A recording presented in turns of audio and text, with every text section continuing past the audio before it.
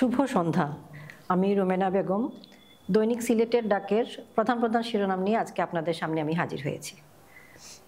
আজ বুধবার 22 মাঘ 1431 বাংলা, 5 শাবান 1446 হিজরি, 5 ফেব্রুয়ারি 2025।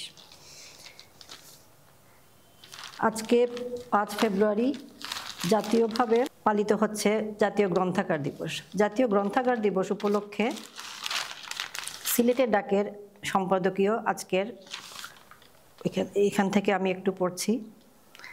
প্রযুক্তি নির্ভর এই সমাজে মানুষ ছাপার বই থেকে দূরে চলে গেছে বলে অনেকেই মনে করেন। ভাবাটাই স্বাভাবিক, কারণ মানুষ সর্বক্ষণ আঙ্গুলের পরশেই দেখে ফেলেছে বিশ্বকে, পেয়ে যাচ্ছে বিশ্বের যে কোনো দেশের যে কোনো ভাষার বই। কিন্তু বাস্তবতা হলো মানুষ এখনও কাগজে ছাপা বই পড়ছে। বইয়ের দোকানে নতুন বইয়ের মদির গন্ধে বিমোহিত হচ্ছে। আনাগোনা রয়েছে বইমেলা হাজারো মানুষের, বই কিনছে অনেকেই। বিভিন্ন পরিসংখ্যানে জানা গেছে প্রযুক্তি নির্ভর এই সময়েও প্রতিদিন 3 লাখ পাঠক ঢুকছে গ্রন্থাগারে। তারা দীর্ঘক্ষণ বসে বই পড়ছেন অথবা উল্টে পাল্টে দেখছেন। এই প্রেক্ষাপটে দেশের গ্রন্থাগারগুলোকে ডিজিটালাইজেশন ও গ্রন্থাগারে রূপান্তরের প্রক্রিয়া অব্যাহত থাকায় পাঠক সংখ্যা বেড়ে চলেছে। বিশেষজ্ঞদের মতে কাজে মন না বসলে মনকে কেন্দ্রীভূত করা প্রয়োজন, আর সেটা করতে পারে একমাত্র বই। কোনো বিষয়ের প্রতি আরও বেশি মনোযোগী হতে বই পড়ার বিকল্প নেই। জ্ঞান বিজ্ঞানের শীর্ষ অবস্থান করছে বিশ্বের এমন জাতিগুলোর সারিতে আমাদের নাম লেখাতে হলে বাড়াতে হবে বই পাঠকের সংখ্যা। আর জাতীয় গ্রন্থাগার দিবস উপলক্ষে সিলেটের ডাকের সম্পাদকীয়তে আজকে এই নিয়ে লেখা হয়েছে ভিতরের পাতায়। আজকে প্রথম পাতা থেকে আমি প্রথমেই শুরু করছি অমর একুশে এই তো সংবাদটা দিয়ে। মোদের গৌরব মোদের আশা, আমরই বাংলা ভাষা, তোমার কোলে তোমার বলে কতই শান্তি ভালোবাসা।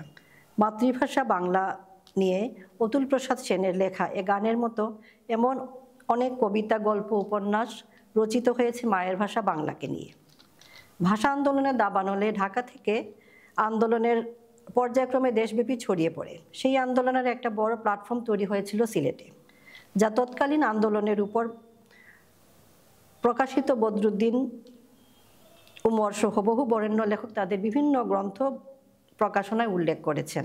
এক্ষেত্রে সিলেটের একটি সংবাদপত্র উল্লেখযোগ্য ভূমিকা রেখেছিল। বিশিষ্ট লেখক প্রফেসর মোহাম্মদ আব্দুল আজিজ তার রাষ্ট্রভাষা আন্দোলনে সিলেট গ্রন্থে সেই পটভূমির কথা তুলে এনেছেন। বইটি প্রকাশ করেছে চৈতন্য প্রকাশন। সেই গ্রন্থে তিনি বলেছেন, ভাষা আন্দোলনের সূচনা লগ্নে বাংলা সমর্থনকারীদের পক্ষের কোনো দৈনিক পত্রিকা এদেশে ছিল না। 1948 সালের 1 জানুয়ারি সিলেট থেকে প্রকাশিত হয় সাপ্তাহিক নবেলাল। এর প্রতিষ্ঠাতা ছিলেন সাবেক আসাম প্রাদেশিক মুসলিম লীগের সাধারণ সম্পাদক জননেতা মাহমুদ আলী ও সম্পাদক দেওয়ান মোহাম্মদ আজরফ। ভোটার হালনাগাদ নিয়ে আরেকটি প্রধান শিরোনাম। বাড়ি বাড়ি হালনাগাদে ভোটার তালিকাভুক্ত হচ্ছেন 50 লাখ। বাড়ি বাড়ি গিয়ে ভোটার হালনাগাদ কার্যক্রমে বাদ পড়া ও নতুন ভোটার যোগ্য ব্যক্তি মিলিয়ে 49,70,338 জনের তথ্য সংগ্রহ করেছে নির্বাচন কমিশন ইসি। নিবন্ধন প্রক্রিয়া শেষে তারা ভোটার হিসেবে তালিকাভুক্ত হবেন। অন্যদিকে হালনাগাদ কার্যক্রমে 15,23,000 মৃত ভোটারের তথ্য সংগ্রহ করা হয়েছে। ভোটার তালিকা থেকে তাদের নাম বাদ দেওয়া হবে। গতকাল মঙ্গলবার দুপুরে নির্বাচন ভবনে নির্বাচন কমিশন সচিবালয়ের জ্যেষ্ঠ সচিব আক্তার আহমেদ সাংবাদিকদের এসব তথ্য জানান। পাচার হওয়া বিলিয়ন ডলার উদ্ধারে কানাডার সহায়তা চাইলেন প্রধান উপদেষ্টা। বাংলাদেশ থেকে পাচার হওয়া কয়েক বিলিয়ন ডলার উদ্ধারে কানাডার সহযোগিতা চেয়েছেন প্রধান উপদেষ্টা অধ্যাপক মোহাম্মদ ইউনুস। গতকাল মঙ্গলবার রাষ্ট্রীয় অতিথি ভবন যমুনায় ঢাকায় নিযুক্ত কানাডার হাইকমিশনার অজিত সিংয়ের সঙ্গে বৈঠককালে তিনি পাচার হওয়া সম্পদ শনাক্তকরণ, ফ্রিজ ও উদ্ধারে সহায়তা চান। নিরাপদ সড়ক চাইয়ের প্রতিবেদন। জানুয়ারিতে সিলেটে সড়কে প্রাণ গেছে 36 জনের। নতুন বছরে প্রথম মাসে সিলেট বিভাগে সড়ক দুর্ঘটনায় 36 জনের প্রাণহানি হয়েছে। জানুয়ারি মাসে সিলেট বিভাগে 33টি সড়ক দুর্ঘটনায় 36 জন নিহত ও 68 জন আহত হয়েছেন। গতকাল মঙ্গলবার নিরাপদ সড়ক চাই সিলেট বিভাগীয় কমিটি এ প্রতিবেদন প্রকাশ করেছে। প্রকাশিত প্রতিবেদনে জানুয়ারি মাসে সিলেট বিভাগে 33টি সড়ক দুর্ঘটনায় 36 জন নিহত হয়েছেন এবং 68 জন আহত হয়েছেন উল্লেখ করা হয়। নিহতদের মধ্যে 15 জনই মোটরসাইকেল চালক ও আরোহী। এর মধ্যে সবচেয়ে বেশি দুর্ঘটনা হয়েছে সিলেট জেলায় ও কম হয়েছে মৌলভীবাজার জেলায়। বিশ্ব ক্যান্সার দিবস উপলক্ষে একটি সংবাদ। বিশ্ব ক্যান্সার দিবসে নর্থ ইস্ট হাসপাতালে দিনব্যাপী কর্মসূচি। আমাদের প্রতিদিনের খাদ্যাভ্যাসের কারণে বছরে অসংখ্য মানুষ ক্যান্সারে আক্রান্ত হচ্ছেন। প্রধান অতিথি professor doctor AM Sarwar Uddin Chowdhury, Shahjalal বিজ্ঞান ও প্রযুক্তি বিশ্ববিদ্যালয়ের ভাইস চ্যান্সেলর, তিনি এই কথা বলেন অনুষ্ঠানে। আমরা জানি যে সরস্বতী পূজা সম্পন্ন হয়েছে। তো গতকাল ছিল প্রতিমা শোভাযাত্রার মধ্য দিয়ে সরস্বতী পূজা সম্পন্ন। বর্ণাঢ্য আয়োজনে গতকাল মঙ্গলবার সিলেট নগরীতে শ্রী শ্রী সরস্বতী প্রতিমা শোভাযাত্রা সম্পন্ন হয়েছে। এর আগে গত সোমবার বিদ্যার দেবী শ্রী শ্রী সরস্বতী মায়ের রীতি অনুযায়ী পূজা অনুষ্ঠিত হয়।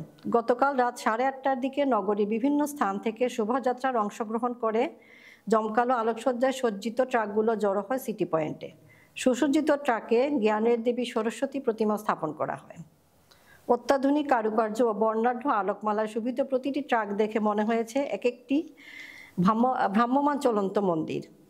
এসব ট্রাকে স্থাপিত দেবী প্রতিমা দর্শনার্থীদের নজর কাড়ে। ট্রাকে প্রতিমা স্থাপনের পাশাপাশি আলোকসজ্জার জন্য জেনারেটর বসানো হয়। পাসপোর্ট সংক্রান্ত আরেকটি সংবাদ। পাসপোর্ট ইস্যু ও নবায়নে থাকছে না পুলিশ ভেরিফিকেশন। পাসপোর্ট ইস্যু ও নবায়নের ক্ষেত্রে এখন থেকে পুলিশ ভেরিফিকেশন বাধ্যতামূলক থাকছে না। গতকাল মঙ্গলবার স্বরাষ্ট্র মন্ত্রণালয় সূত্রে এ তথ্য জানা গেছে।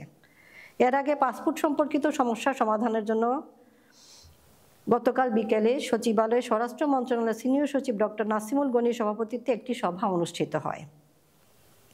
এখন থেকে পাসপোর্ট ইস্যুর ক্ষেত্রে জাতীয় পরিচয়পত্র ও জন্ম নিবন্ধনকে মূল ভিত্তি হিসেবে ধরা হবে। এই দুটি সঠিক থাকলে পাসপোর্ট ইস্যুতে কোনো বাধা আর থাকবে না।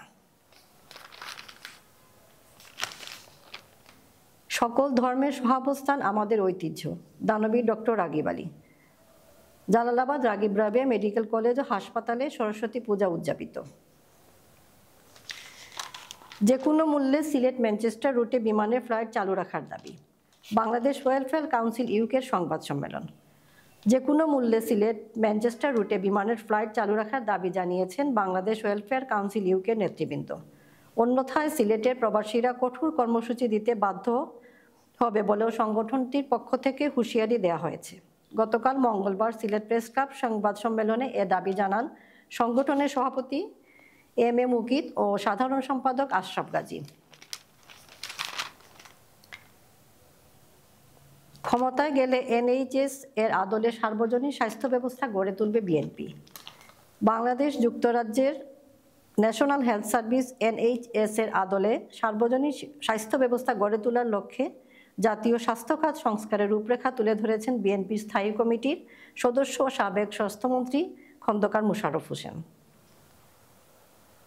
রাগিব রাবেয়া মেডিকেল কলেজ হাসপাতালে নতুন আঙ্গিকে করোনারি কেয়ার ইউনিটের উদ্বোধন হয়েছে আজকে। সিলেট প্রথম বেসরকারি মেডিকেল কলেজ হাসপাতাল জালালাবাদ রাগিব রাবেয়া মেডিকেল কলেজে নতুন ও পরিবর্তিত আঙ্গিকে নির্মিত CCU করোনারি কেয়ার ইউনিটের উদ্বোধন হচ্ছে আজ বুধবার বেলা 11:30টায়। উদ্বোধন করবেন দেশ বিদেশে অসংখ্য শিক্ষা ও সমাজসেবামূলক প্রতিষ্ঠান সহ জালালাবাদ রাগিব রাবেয়া মেডিকেল কলেজ হাসপাতালের প্রতিষ্ঠাতা চেয়ারম্যান দানবীর ডক্টর রাগিব আলী। শেষের কথায় আরও কিছু খবর। শ্রীমঙ্গলে 1 বছরে 222 বন্যপ্রাণী উদ্ধার। পরিবেশ ও প্রতিবেশের প্রভাব, আবাসস্থল, খাদ্য, পানির সংকট, বিভিন্ন কারণে বন্যপ্রাণীরা বন ছেড়ে লোকালয়ে এসে ধরা পড়েছে মানুষের হাতে। আবার কোনো প্রাণী গাড়ি চাপা এবং মানুষের হাতেও মারা যাচ্ছে। তবে সচেতন মানুষ লোকালয়ে বন্য কিংবা বিপন্ন প্রাণী দেখলে বন বিভাগ বা শ্রীমঙ্গলে অবস্থিত বাংলাদেশ বন্যপ্রাণী সেবা ফাউন্ডেশনে খবর দিলে তারা অক্ষত অবস্থায় প্রাণী উদ্ধার করে বন্যপ্রাণী ব্যবস্থাপনা ও প্রকৃতি সংরক্ষণ বিভাগে হস্তান্তর করেন। বন বিভাগের শ্রীমঙ্গল রেঞ্জ কার্যালয় থেকে পাওয়া তথ্যে জানা যায় 2024 সালে খাদ্য, পানি ও আবাসস্থল সংকটে বন ছেড়ে লোকালয়ে আসা 222টি বন্যপ্রাণী উদ্ধার করা হয়। এর মধ্যে 104টি ছিল মৃত। শাহজালাল বিজ্ঞান ও প্রযুক্তি বিশ্ববিদ্যালয়ে ক্রেডিট ও সেমিস্টার ফি কমেছে।